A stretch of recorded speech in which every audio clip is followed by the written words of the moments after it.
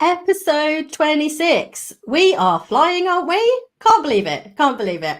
Welcome to today's episode.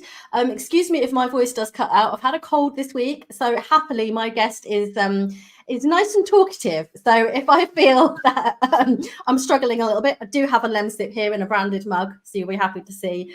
So yeah, I shall keep sipping that as we go.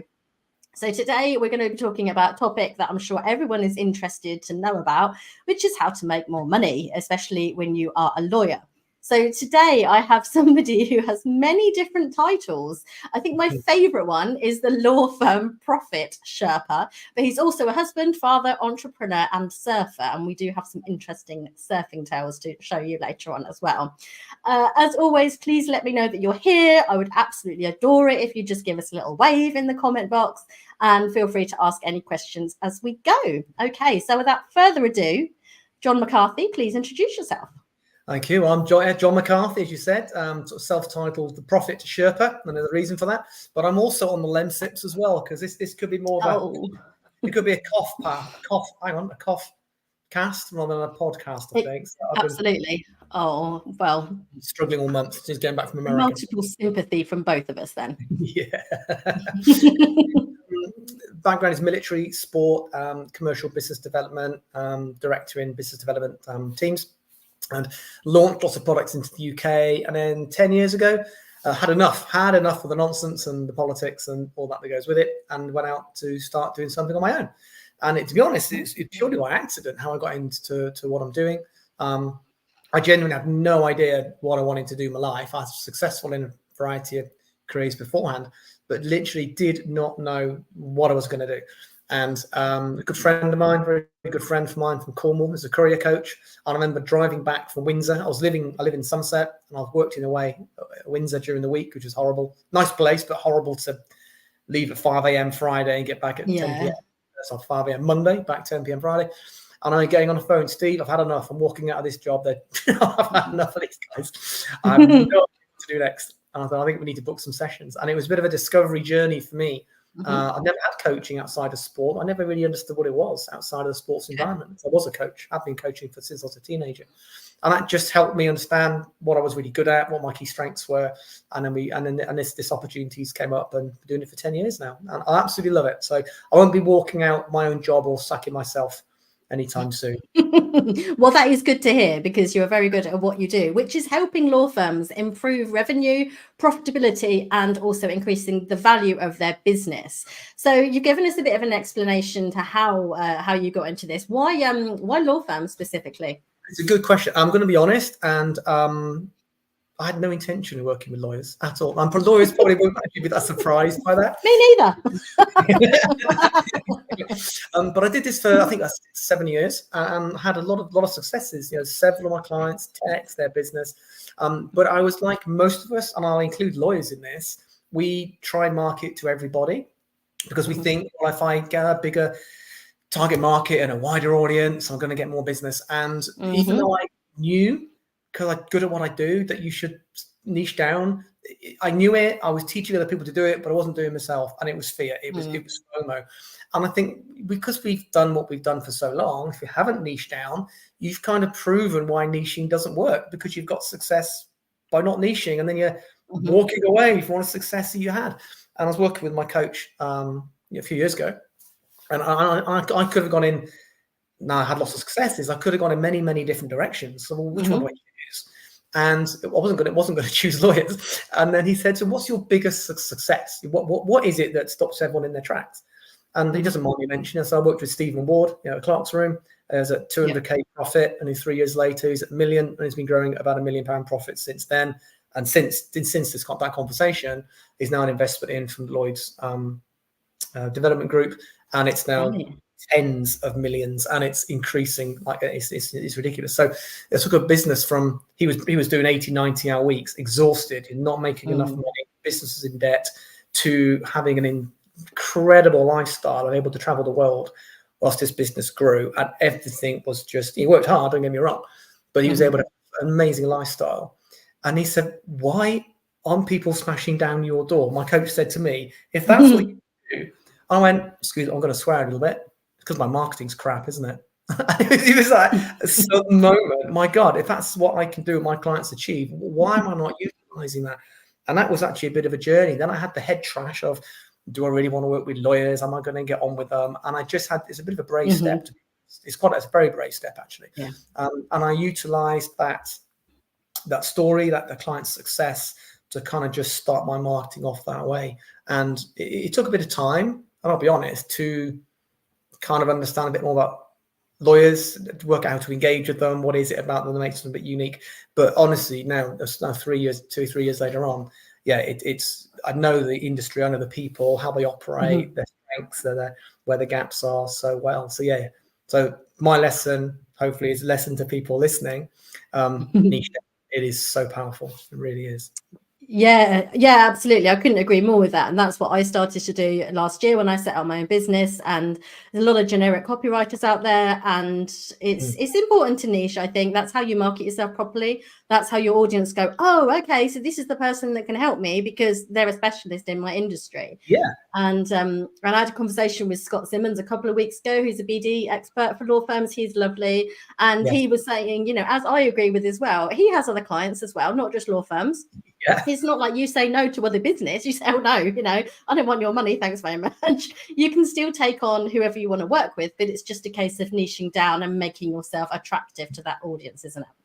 Yeah. I've got several clients in the legal tech space because, well, you understand my clients, so you know their language, and I'm trying to speak to them. Can you help me do that? So, of course, I can help pretty much any business in the world, but by niching down, I've been invited to write chapters for books, profitability in law firms. I did that last year. I'm invited to America to speak in a legal marketing conference out there. These things, and I'm getting introductions and referrals. It would never have happened to this level if I hadn't been niche. It's really hard to do, mentally, emotionally. That's all. But when you do it, it's I know what you mean. People are scared of it. I was scared of it. I was almost like, oh, well, if I say this, then people won't want to work with me unless they're in that bracket, and it's terrifying. And do I feel like I'm limiting myself? But I don't think that's the case at all. I think for most people, niching is absolutely the way to go.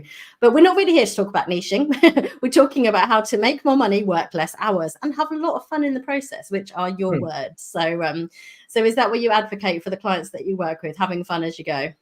Yeah, absolutely. You know, we get one life. You know, I've always been to my fitness, my health, my sport forever. That's what I'll spend my time doing. It'd be surfing and mountaineering and parachuting, all those normal things.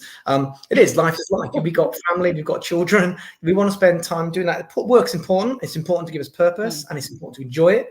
But it shouldn't just be about work, but also work should be fun as well. And I think, especially with the lawyers, now when I worked in corporate, I worked with the NHS, so consultants and doctors and clinicians, so it's a similar professional thing. And they're trained to be brilliant at what they do, and it's a huge focus on that. Then they kind of accidentally, well, it's probably not an accident, end up running a law firm. Either they have that entrepreneurial flash to start it themselves, or it was that natural career progression. Now all of a sudden, they've got this thing which needs managing and people and budgets and finances and planning.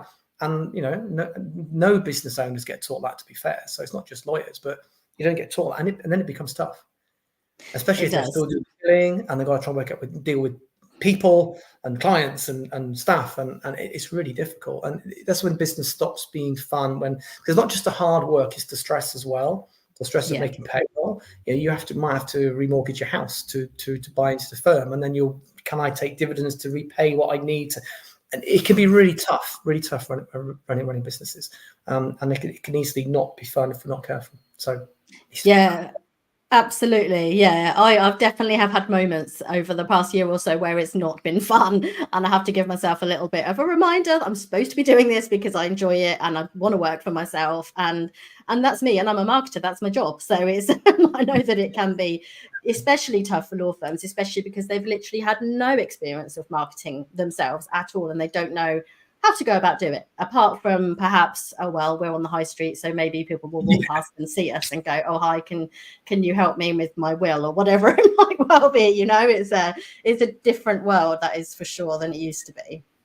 So should we talk about some of your clients? You touched on Stephen Ward, some of the biggest successes you've had. Let's hear about big success stories, because everyone loves them, don't they?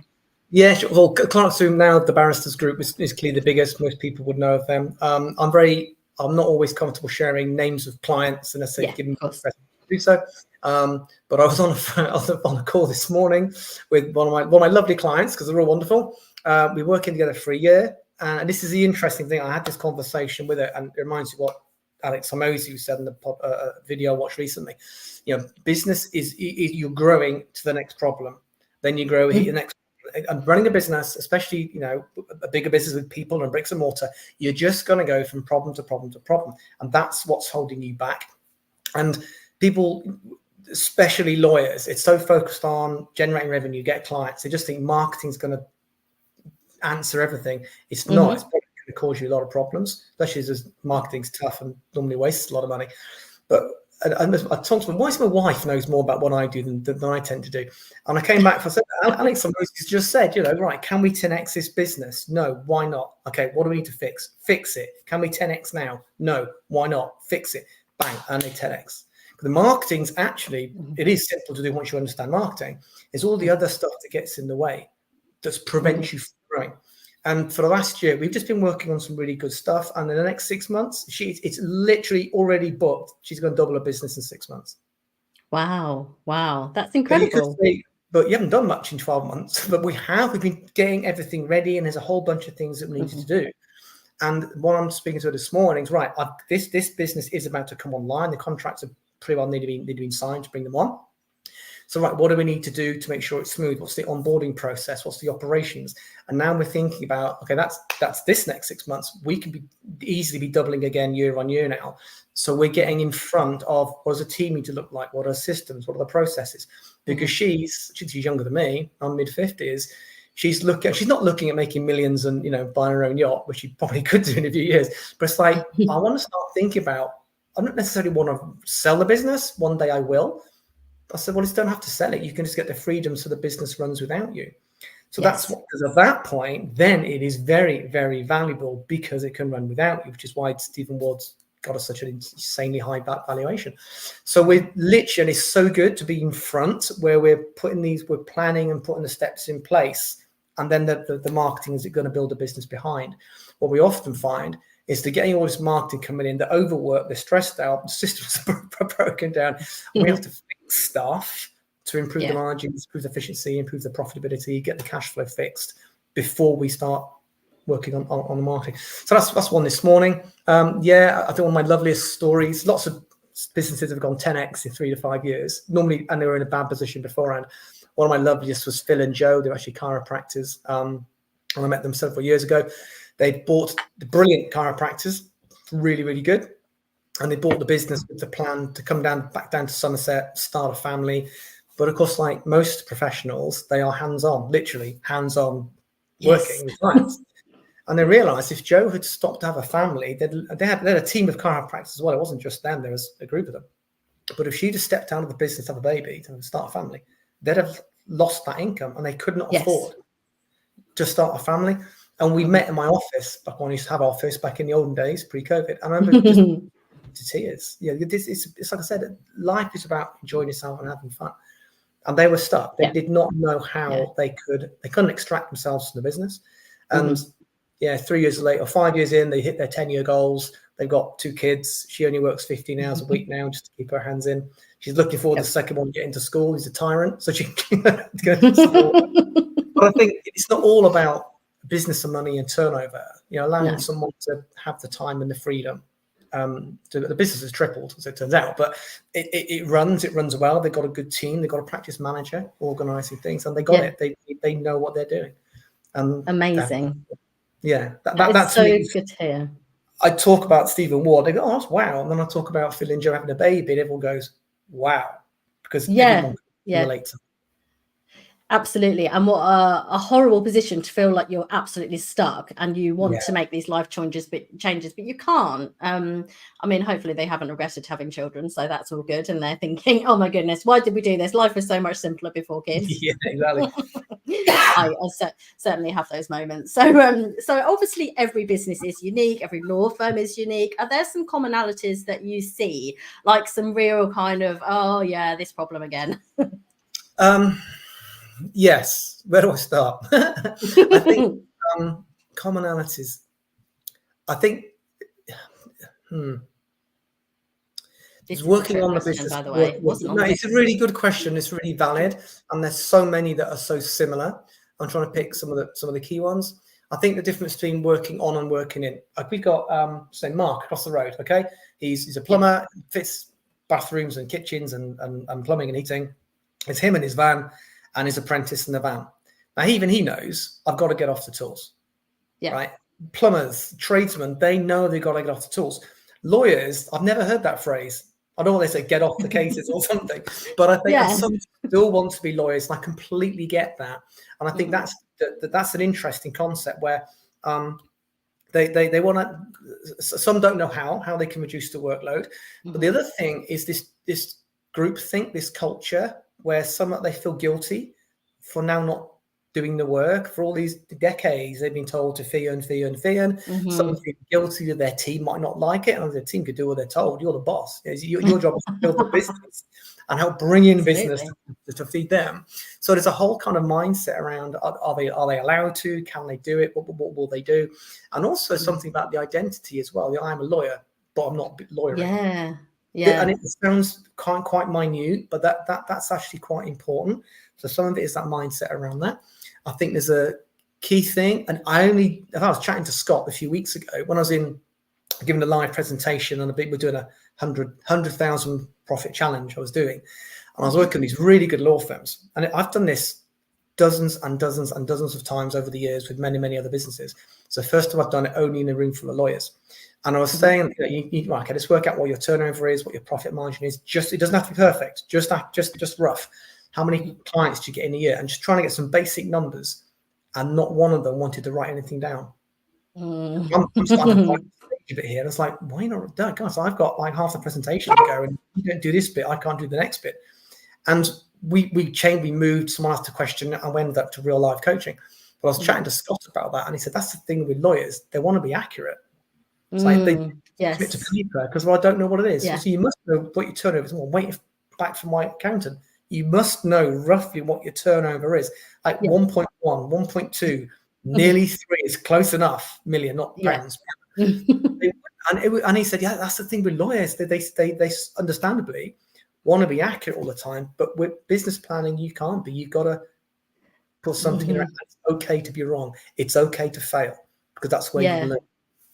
Absolutely. And that's, I guess, a really tricky skill, isn't it? I mean, people use this word. I'm not a massive fan of it, agile, because I work in the legal tech space. I write quite a lot of legal tech pieces. So agile crops up quite often. But in this instance, it is actually quite relevant. So you do have to be agile. You do have to be like, okay, this isn't working. We need to move on and fix it.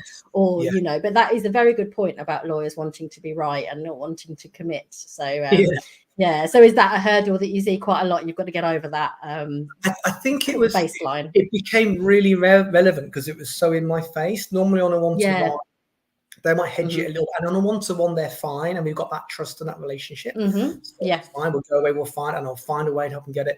Not with everybody, of course. Some are really good. But it was interesting. I'm in a room, and I kept saying, don't have to share it. It's their own private numbers, and I could just see no one's writing it down. And Scott said the same. You wouldn't want to make a guess while they're in court.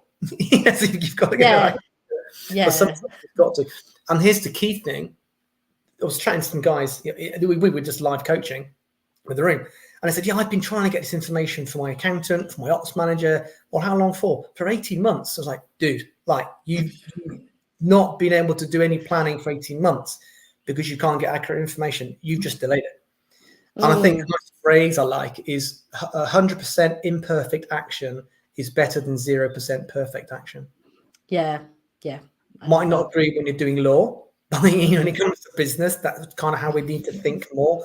That's kind of what else am I seeing? Niching down is a big thing. They're fearful of change often, fearful of missing out. That's a big thing, but niching is so powerful.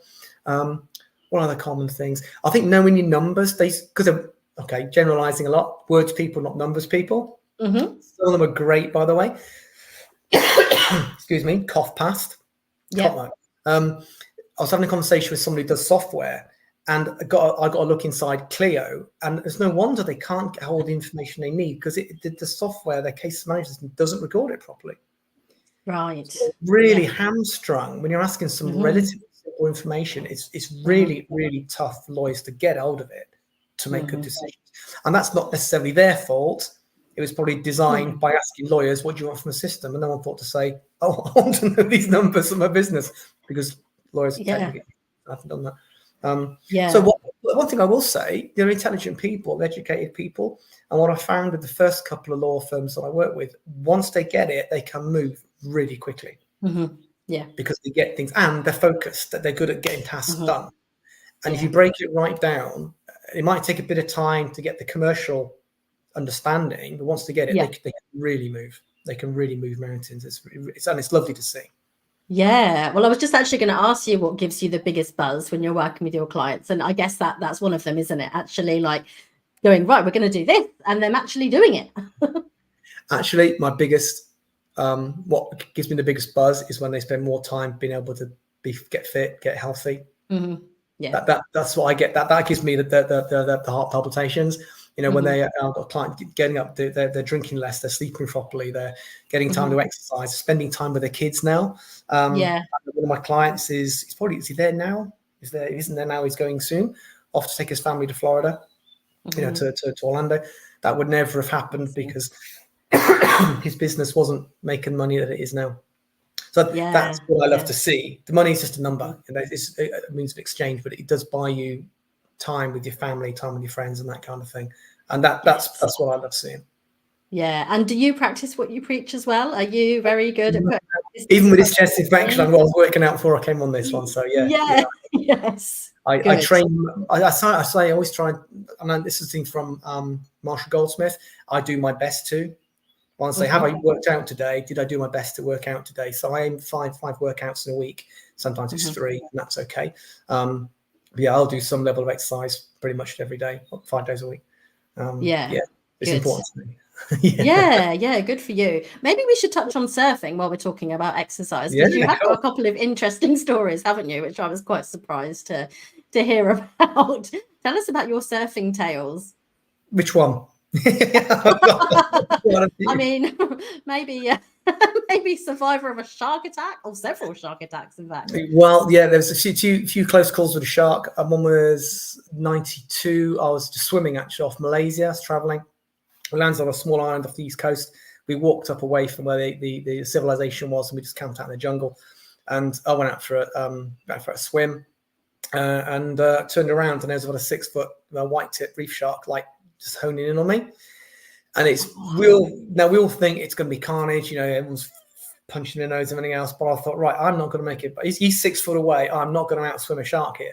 No. So I just froze. And it's really interesting how you react in serious adrenaline situations. You get that instant spike of adrenaline, and they can sense fear and everything else. I went into, right, we're on for a fight. I used to do martial arts. I don't know how I'm going to start doing hip throws on a shark, but it was. I just stopped and just eyeballed him straight away. I thought, well, I'm not running, because I know I used to run. I'm still run past a dog, they chase you. It's like they chase a ball, they chase runners, right? Yeah. Sharks, I'm guessing, doing the same thing. I'm not a sharkologist. I don't understand them. But I thought, right, if I try and outswim, he's going to get me because I'm food. So we like eyeballed each other. And I thought, right, I had a camera. I thought I might as well get a camera if I get a photo. At least if my photo, at least I might work out what happened to me. So I got the camera out, and of course it flashed and it zipped away. But my visibility was 3 or 4 meters. It wasn't, which sounds like a lot, 3 meters maximum actually, but you can't see beyond 4 or 5. So I'm just circling around and then starting to move back towards shore. I was probably a good 50 to 100 meters offshore, quite a distance off, and it came in from a different angle. So they flower petal. Now that right. So I'm 360 as I'm swimming, and it would come in. And I thought, well, you ran for me last time, you can run for me again. So I started swimming at the shark, taking photos, and it must have been 3 or 4 visits where I was powering towards it. I've got you. Psychologically, I took his soul. I don't know what I'm talking about. 50 meters offshore. But all right. And then the last time because it would turn and swim slowly, I started chasing it because it's about the same size as me, and it went away. So I sort of powered back to the shore. So I was probably stupid, but I lived. And then you did. So 206. I was in Australia, northeast coast, Noosa, I think it was, Nisna, somewhere there. Tea Tree Bay, it's beautiful. Got up at first light, walked a couple of miles to get to the beaches, just me. And it is idyllic. It looks fantastic. I was just out paddling around there. And then this fin popped up and it was sort of traveling at me, not at speed, but it was popping up to take a look. So arms and legs onto the board. And there's another Aussie guide got in, 50 meters away. So shouted, mate, just seen a shark. But how big's the fin, mate? I said, it's about like 8 to 10 inches. Oh, that's just a baby shark, mate. You ought to watch out for its mum. She won't be far away. That's the Aussies. Oh, mate, there's loads around. That's the small one. She'll just give you a little nibble.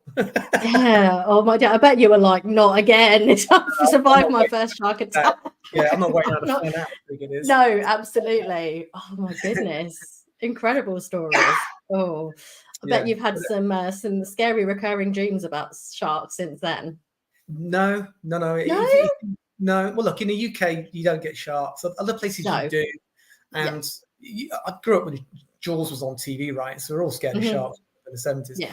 I got family around the world, and a friend of mine, a cousin lives in Cape Town, and we all surf. And he was on a helicopter trip just overlooking the bay. And if you look down, there was like surfer, shark, shark. Sharks were everywhere. Yeah. And you can't see them. Gosh. But they're not, generally speaking, they're not going after humans. We're not in their food chain. And I found out after the Malaysian shark, they've been known to just come in and take a bite. They'll just come for a snack.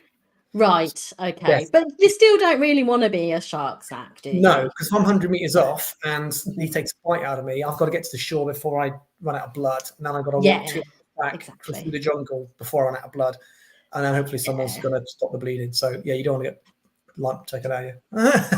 Not an ideal situation. Oh, my goodness, John. Well, this has been fascinating. These sharks. Yeah, if it's a sharky area, there's certain places you don't go because it's not in this country, but across the world you don't go. River mouths are quite sketchy after storms. I think when the silt gets up, it's quite sketchy. So you just got to be a bit mindful, get local knowledge.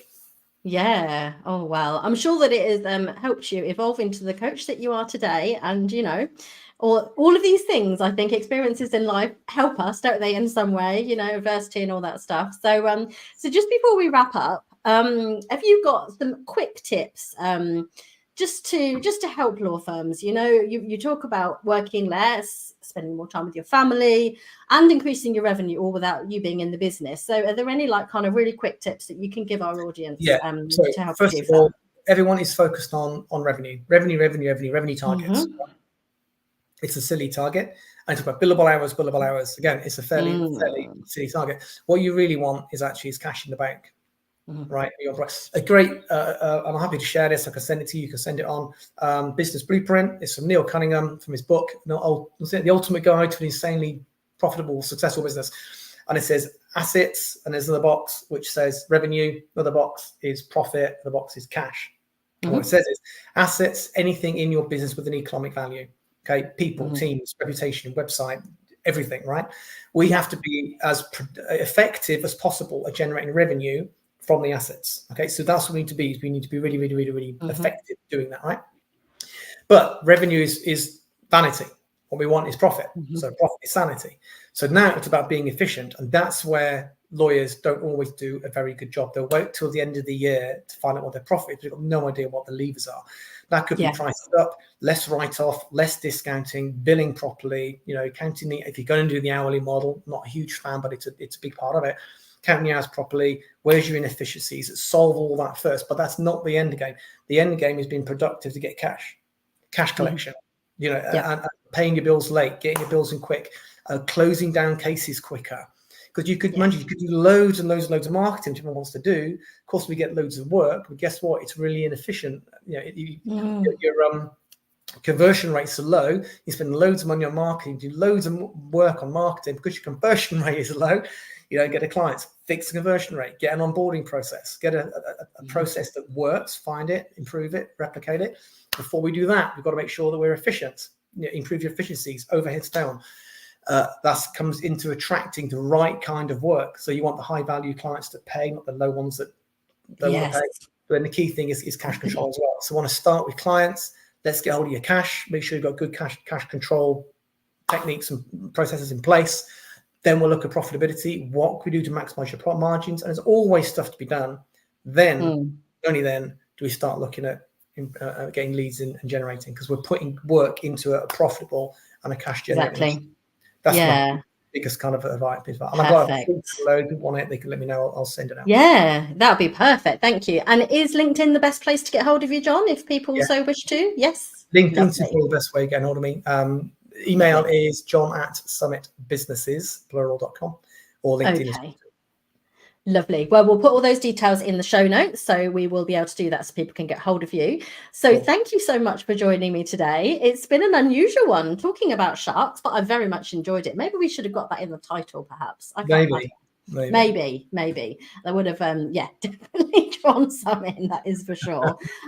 So yeah, lovely stuff. So we've not got a LinkedIn live next week, I'm afraid, because I am in Newcastle. But the week after that, we have lawyer Hannah Strawbridge on, and we're going to be talking about menopause in the legal workspace. So that will be an interesting one. She is very much an advocate for this, so we will get lots of topics rounded up for you to listen to. So thank you again. I hope you have a wonderful rest of your day. And yeah, episode 26 in the bag. Done. See you soon.